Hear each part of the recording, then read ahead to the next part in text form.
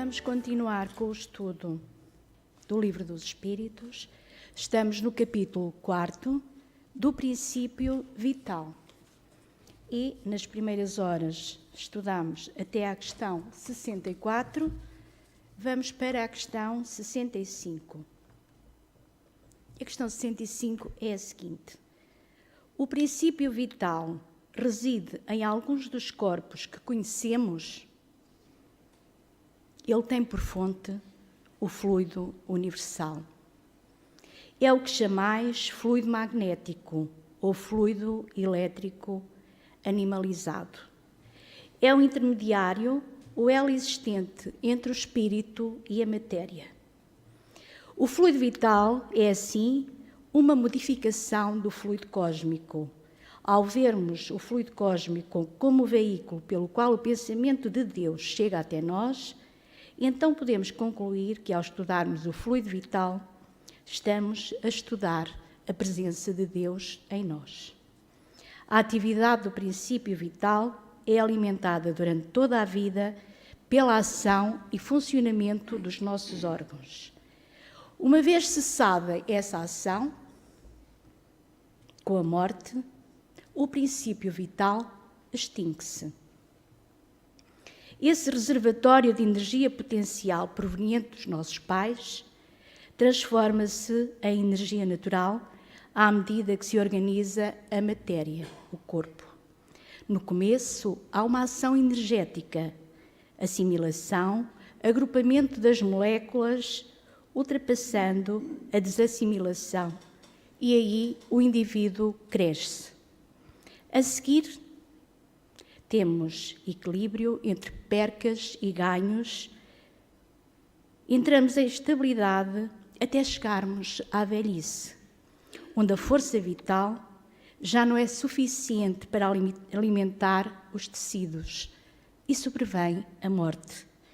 Aqui o organismo desagrega-se e a matéria retorna ao mundo inorgânico.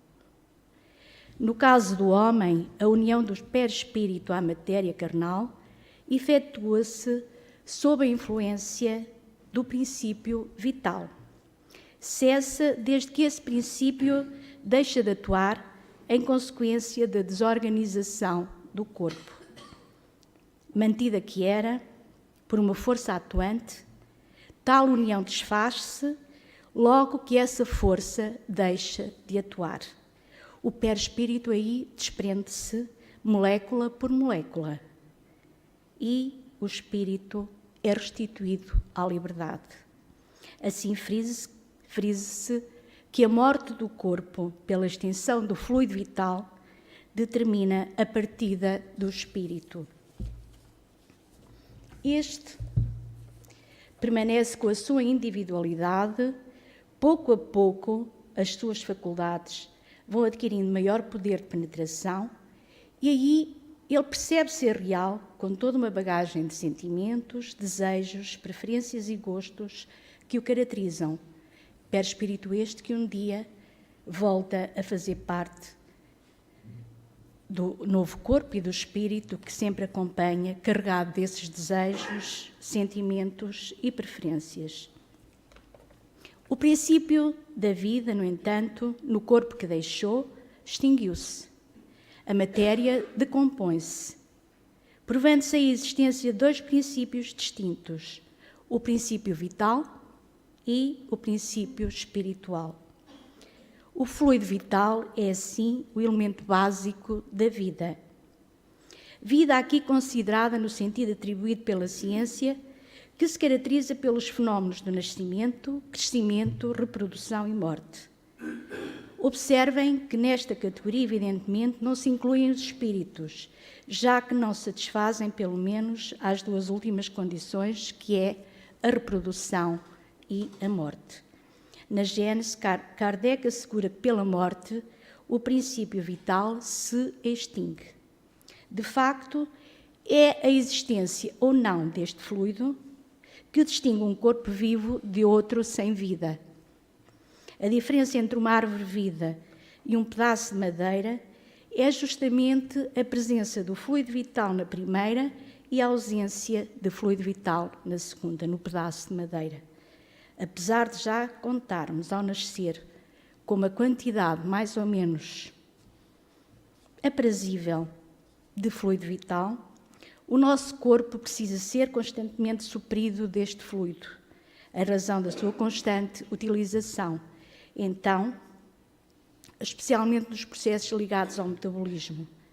É, contudo, característica dos seres vivos a capacidade de produzir fluido vital. Nós conseguimos produzir continuamente. Porquê? Porque o vamos buscar ao fluido cósmico universal, como também temos a capacidade de o absorver diretamente a partir dos próprios alimentos. Uma outra possibilidade de absorção do fluido vital é através da transfusão fluídica. Kardec refere claramente essa possibilidade quando afirma que o fluido vital se transmite de um indivíduo para o outro. É justamente esta propriedade, característica do fluido vital, um dos fundamentos em que se baseia o passe. Cada vez que vamos ao passe, aquilo que o passista, o médium passista, dá a cada um de nós é exatamente um pedacinho, um pedaço bem grande de fluido vital, na medida em que estamos a necessitar de ser fortalecidos dessa energia. Os seres do mundo espiritual, uma vez que não possuem fluido vital, necessitam da nossa ajuda para muitas das tarefas assistenciais a que se propõem. Nada se faz por acaso nesta construção universal. Este princípio vital, que se afiniza no mundo interatómico do organismo, emprestando-lhe movimentos ritmados, é o mesmo, é a força magnética em substância espraiada no universo, captada pela nossa mente, envolvida neste campo do saber, e que poderá ser usada para o equilíbrio e a paz de todas as criaturas, que está a fazer muita falta no mundo de terra pelos vistos, como também é sempre usada por mentes desequilibradas para a desarmonia na concretização de guerras permanentes. Contudo, cada um de nós responde pelo que faz com a utilização dessas bênçãos que vêm de Deus. Questão 66. O princípio vital é um só para todos os seres orgânicos? Sim, modificado segundo as espécies. É ele que lhes dá movimento e atividade e os distingue da matéria inerte, porquanto o movimento da matéria não é a vida. Esse movimento ela o recebe, não o dá. O princípio vital de que temos ouvido falar é oriundo de uma fonte universal. Parte do suprimento divino, vem de Deus.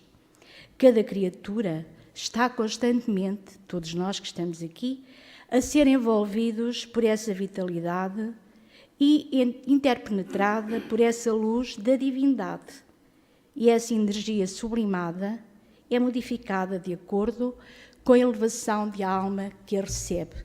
Quanto mais elevada for a alma, quanto mais receptiva estiver para receber, captar e colher o fluido vital, mais vivificada, mais fortalecida essa alma será certamente.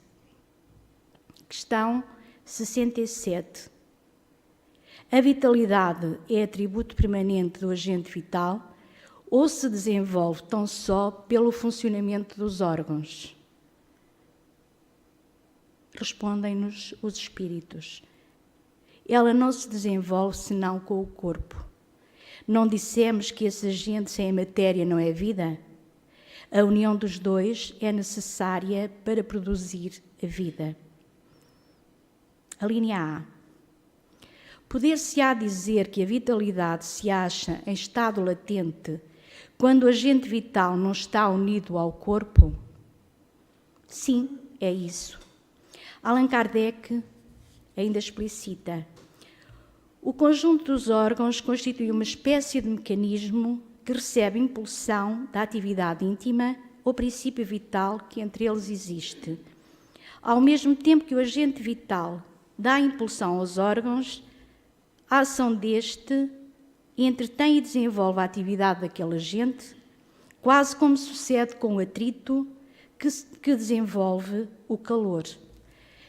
E várias vezes já, aqui nas nossas palestras, tenho ouvido falar de Miramês.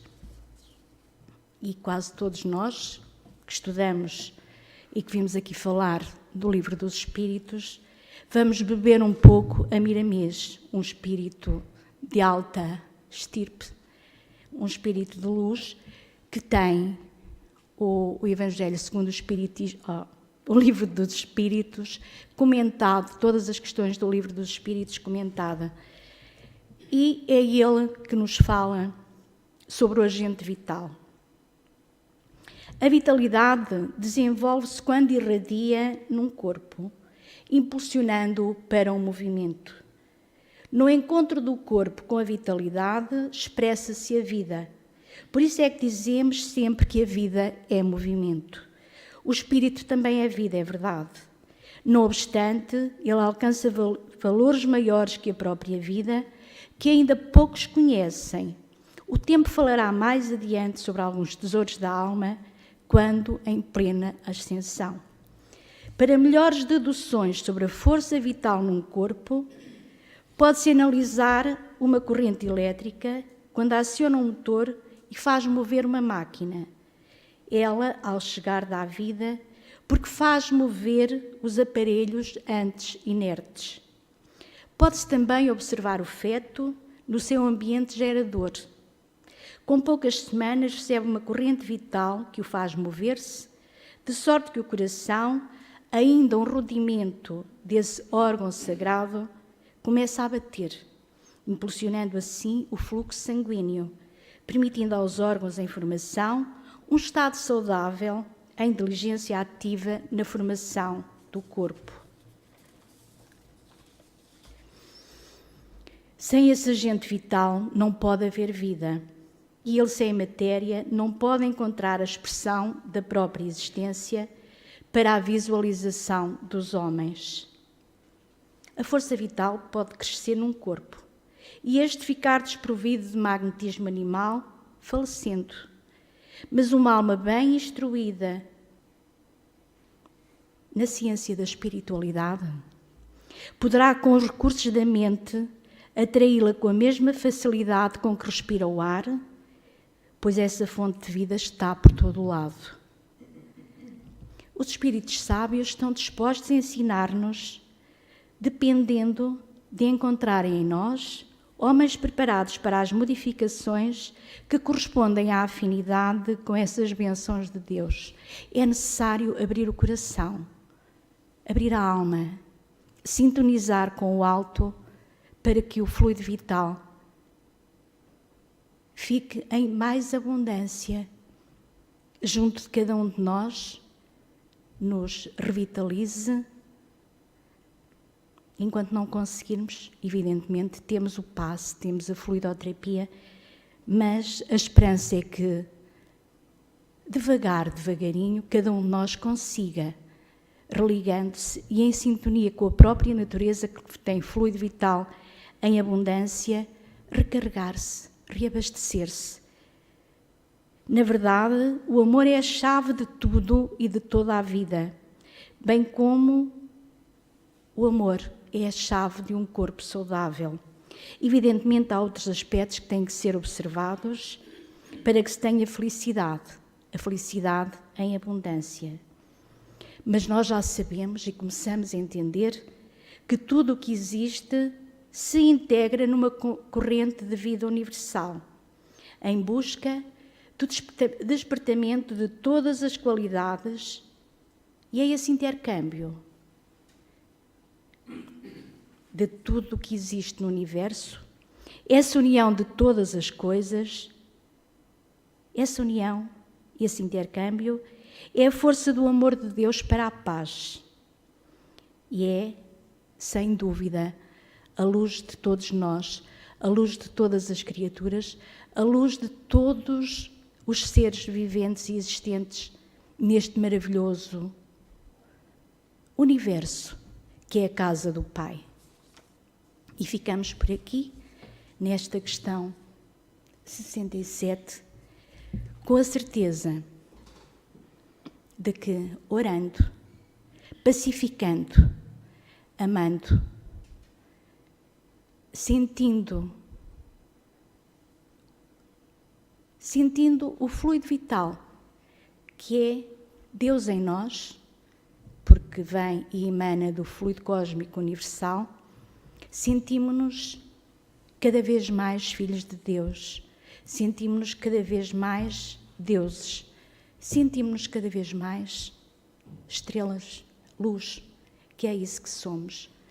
Que Jesus permita que cada um de nós encontre o caminho para colher deste universo, deste cosmos, o fluido vital, que nada mais é que uma expressão de Deus, do fluido cósmico universal. Obrigada por me terem ouvido.